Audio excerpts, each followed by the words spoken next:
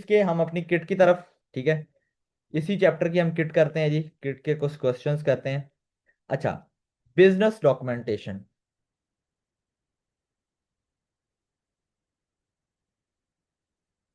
अच्छा, पहला सवाल है जी, which of the following transaction likely occur on daily basis in a large business organization. Large business organization में कौन सी ट्रांजैक्शन डेली अकर होती हैं? ठीक है।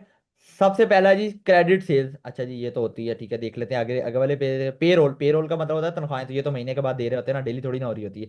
परचेज ऑफ इक्विपमेंट, अब हर रोज थोड़ी ना कोई नए नए इक्विपमेंट्स खरीदे जा रहे हैं, एक बार खरीद लिए, साल चले, 1.5 साल चले वो इक्विपमेंट।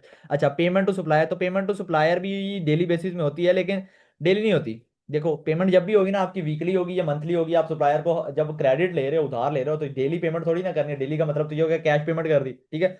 तो पेमेंट जो सप्लायर है ना, ये भी आपकी डेली नहीं होती। तो डेली सिर्फ आपकी क्या चीज होती है? Credit sales. तो ऑप्शन नंबर ए आंसर आ जाता है। Which of the following comprises small cash transaction, किस चीज, कौन सी चीज है जिसमें स्मॉल कैश ट्रांजेक्शन होती हैं? ठीक है। पेमेंट टू सर्विस प्रोवाइडर, नहीं, जिससे आप सर्विसेज ले रहे हो, तो अच्छी खासी कंपनी जब भी किसी से सर्विस लेती है, ऑडिट करवा रही है, ऑडिट के लिए अच्छी खासी पेमेंट, तो स्मॉल पेमेंट थोड़ी ना होती है। अच्छा, then option number B, petty cash. हाँ, ये हमने पढ़ा है पेटी कैश क्या होता है, ठीक है। पेटी कैश क्या होता है जी, आप छोटी छोटी बिजनेस पेमेंट्स के लिए ये यूज करते हो। अच्छा, आगे वाले ऑप्शन देख लेते हैं, ऑप्शन नंबर ए तो गलत है, ठीक है। देन परचेज ऑफ इन्वेंट्री, नहीं जी, इन्वेंट्री जब भी परचेज होती है तो अच्छी खासी अमाउंट होती है, छोटी मोटी अमाउंट नहीं होती। रिसीट ऑफ सेल्स, तो ऑब्वियसली जब आप इन्वेंट्री अच्छी खासी अमाउंट में दे रहे हो, जब भी आप सेल्स करोगे तो वो भी बड़ी अमाउंट होगी, ठीक है। तो जब भी आप सेल्स करोगे तो उसके पैसे आएंगे, तो वो भी बड़ी अमाउंट होगी। तो ऑप्शन नंबर बी हमारे पास आंसर बचता है कि पैटी कैश की जो पेमेंट्स होती हैं, ये स्मॉल ट्रांजेक्शन होती हैं, कैश ट्रांजेक्शन, ठीक है। अच्छा, what is the purpose of credit note. Purpose of credit note हमने क्या पढ़ा था कि या तो ये सारी इनवॉइस को कैंसिल करने के लिए, या कुछ पार्ट ऑफ इनवॉइस को कैंसिल करने के लिए होता है। तो ऑप्शन नंबर ये हमारे पास बनता है जी, D, it is use to cancel all और a part of sales invoice के, जो सेल इनवॉइस जो हमने सप्लायर ने सेल किया है, उस सेल इनवॉइस का कुछ हिस्सा या सारी इनवॉइस कैंसिल करने के लिए यूज होता है, ठीक है।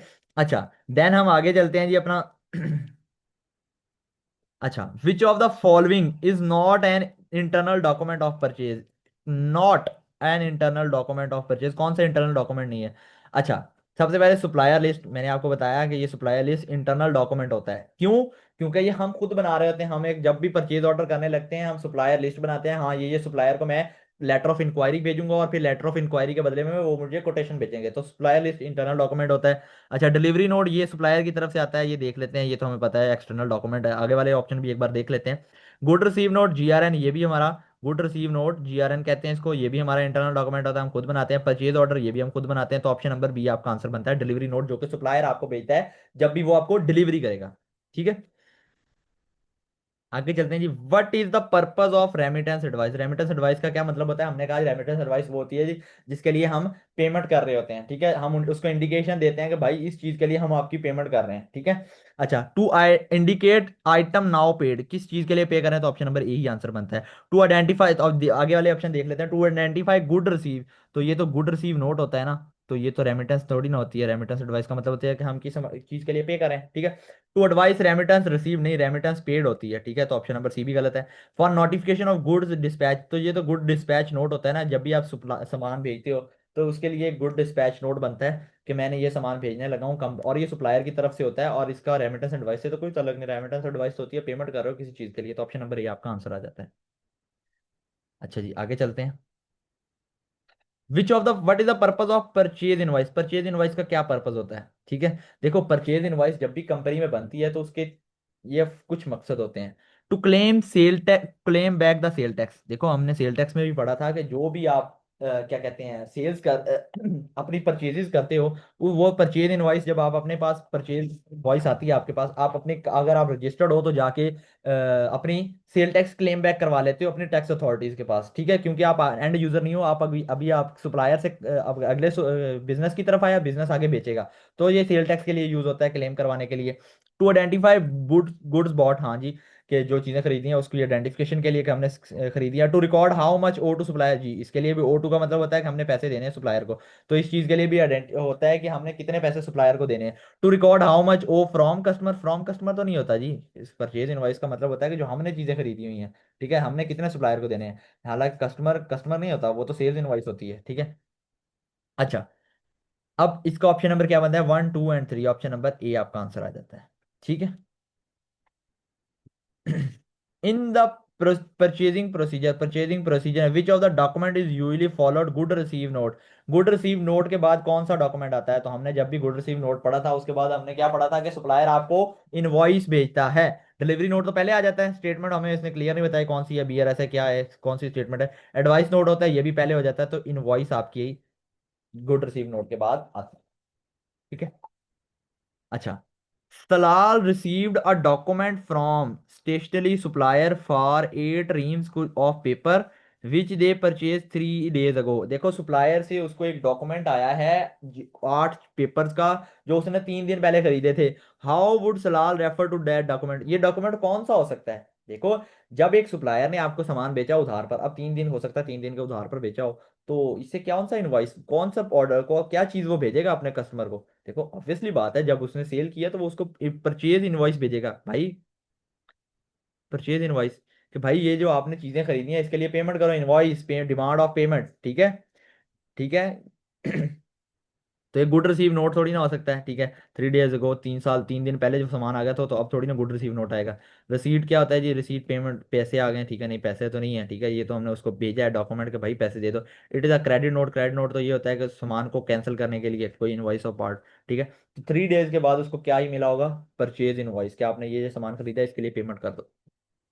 Question number 9, what is the prime document use to record petty cash transaction? ये पेटी कैश का सवाल है। In the petty cash book. अच्छा, पेटी कैश की बुक्स में कौन सा डॉक्यूमेंट यूज होता है पेटी कैश रिकॉर्डिंग के लिए? हमने पढ़ा था पेटी कैश वाउचर यूज होता है। अच्छा, इनवॉइस कौन सी होती है? तो कोई भी किसी के लिए भी हो सकता है। टिल का होता है। टिल ये छोटी छोटी पेमेंट्स जो पेटी कैश से होती हैं। आईओयू फॉर्म हमने पढ़ा था कि ये हम यही कंसीडर करते हैं हमारे कैश बुक में, हमारे गले में ही पड़े हैं, ये किसी बंदे ने हमें वापस करने हैं। अभी हमारे किसी कोई आया था इम्प्लॉय पहले एडवांस लेगा था, अब उसने कुछ पैसे वापस करने हैं, तो आईओयू ये फॉर्म होते हैं। ठीक है। तो हमें पता है कि कौन सी चीज रिकॉर्डिंग के लिए होती है। प्राइम एंट्री एक हमारे पास होती है बुक, पैटी कैश बुक, तो उसमें पैटी कैश वाउचर यूज होता है रिकॉर्डिंग के लिए। नेक्स्ट आगे चलते हैं जी। Which of the following is a source document for financial transaction? Financial जब भी वर्ड यूज होगा इसका मतलब मनी वैल्यू इन्वॉल्व हो रही है। ठीक है। अब फाइनेंशियल डॉक्यूमेंट्स कौन से हो सकते हैं? ठीक है। Statement of account from a supplier, तो ये तो सप्लायर स्टेटमेंट होती है। अच्छा। अब फाइनेंशियल ट्रांजेक्शन का मतलब होता है एक तो मनी इन्वॉल्व है और इससे हम रिकॉर्डिंग करते हैं। फाइनेंशियल ट्रांजेक्शन जितनी भी होती है उससे रिकॉर्डिंग होती है। तो सप्लायर स्टेटमेंट से तो कोई रिकॉर्डिंग नहीं हो रही होती, वो तो एक स्टेटमेंट होती है कि भाई मैं आपको पेमेंट पैसे, ये मेरे ये पैसे हैं, ये ड्यू है। ठीक है। तो इससे रिकॉर्डिंग थोड़ी ना हो रही है कोई। अच्छा, डिलीवरी नोट है। डिलीवरी नोट से भी कोई रिकॉर्डिंग नहीं हो रही। ठीक है। तो ये तो बस एक डॉक्यूमेंट है कि भैया आपको सामान आ गया। गुड रिसीव नोट ये भी वही है जी, आपको पे सामान आ गया। तो पेइंग इन स्लिप होता है आपका ऑप्शन नंबर बी। अब पेइंग इन स्लिप क्या होता है? Deposit slip. ये हम बैंकिंग में पढ़ेंगे। Deposit slip. जब भी आप बैंक में पैसे डिपॉजिट करवाने जाते हो ना, तो एक डिपॉजिट स्लिप बनती है कि मैं ये बैंक में पैसे पैसे डलवाने लगा हूँ, ये स्लिप पे करते हो डिपॉजिट स्लिप, और आप पैसे बैंक में पे कर देते हैं। ठीक है। और डिपॉजिट स्लिप से क्या होता है? आप ट्रांजेक्शन रिकॉर्ड कर ले तो कैश डेबिट, बैंक डेबिट और कैश क्रेडिट। कैश मैंने बैंक में रखवा दिया, ठीक है, तो रिकॉर्डिंग के लिए ये यूज होता है।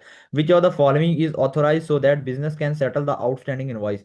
कौन सी चीज ऑथोराइज की जाती है जिससे बिजनेस सेटल करता है, अपनी आउटस्टैंडिंग इनवॉइस को सेटल कर देता है, यानी कि पे कर देता है?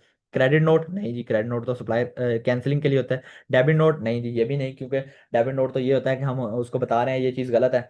रेमिटेंस एडवाइस, अब रेमिटेंस एडवाइस भी नहीं होगा। क्यों? रेमिटेंस एडवाइस तो ये होता है कि भाई मैं इस चीज के लिए उसको इंडिकेट करने के लिए कि मैं इस चीज के लिए पे कर रहा हूँ। ठीक है। उसने पेमेंट नहीं की इस चीज से, उसने सिर्फ बताया है कि मैं इस चीज के लिए पेमेंट कर रहा हूँ। इंटरनल चेक रेकोजिशन, देखो ये चीज ऑथोराइज होगी। ठीक है।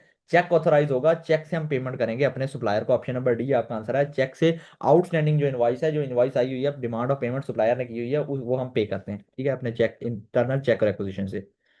Which of the following is an advice of employees earning?